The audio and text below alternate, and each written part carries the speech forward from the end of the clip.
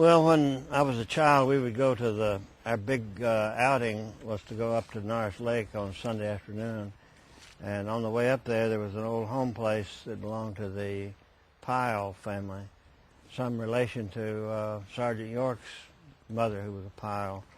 And this was sitting in the yard, this bark grinding thing, and I never knew what it was, I guess, at the time, and I wasn't all that, it doesn't look so exciting anyhow. I never bothered to ask anybody, but later on, my competitor, who was really a dear friend, who had started collecting many years before I had, he would mention it when I would be with him.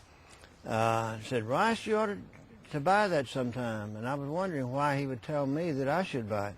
And I said, "Well, how come you haven't bought it?" He said, "Well, he won't sell it to me." And I later learned that they didn't get along too well, and he almost ran the old man off because he kept pestering him. But I became acquainted with Luther Pyle's, and I learned that the old home place that there had been a tannery there, and a grist mill, and a blacksmith shop, and over a period of time I bought a lot of items, and finally I broached the subject of this old bark grinder.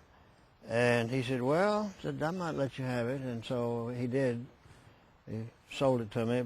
And later, when he was moving from the old home place, he and his wife were very old. He had no children or no relatives.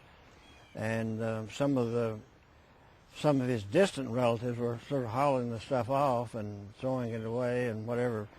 And I told him I'd like to buy the stuff, the contents of the attic. The attic was full of items that belonged to his grandfather. This fellow's name was Luther Pyles. His grandfather's name was Luther Clear, and Luther Clear went blind, and this little boy, who then was an old man, would lead him around the place, and they'd go down to the tan yard and so forth. So it had a lot of nostalgic meaning to young Luther, but he let me have it. And when I was getting the items from the attic, I found an old pair of shoes that were handmade, hand tanned, and so forth. And I'm almost positive that they were made from the leather that was tanned there on the place. Was the museum operational when you got this? Had the museum started? Yeah, and I had it set up once, so you can see maybe where the little tangs come out, and it was pegged to a big timber or a stump or something so it would be secure. And when the horse went around and turned the inside portion of this, it ground the bark, and the bark would come out down at the bottom. I had it set up pretty good shape, but we built another building where this was set up, and we moved this here longer ago than I like to think about, and I never have got it set up. So I wanted to set this up to show, actually, this, even though it's a 200-year-old piece, is a more modern version of the stone process that you see over here. Stone mason would just chip away at that to create Yeah. that shape. It's here again, bigger in the center, where you'd be more apt to, where you'd have more tension and more apt to break, I guess.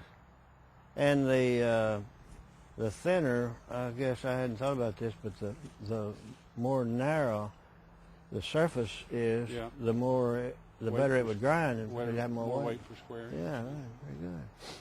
You must have majored in chemistry or something. Yeah. Engineering. No, I know when somebody stands on me with little tiny shoes, it hurts more than they have big shoes. So you just shovel that up. You'd end up with, you think, something as fine as that detritus we're seeing there? Or do you think it'd be? I think it would be stringy. Yeah. Okay. And,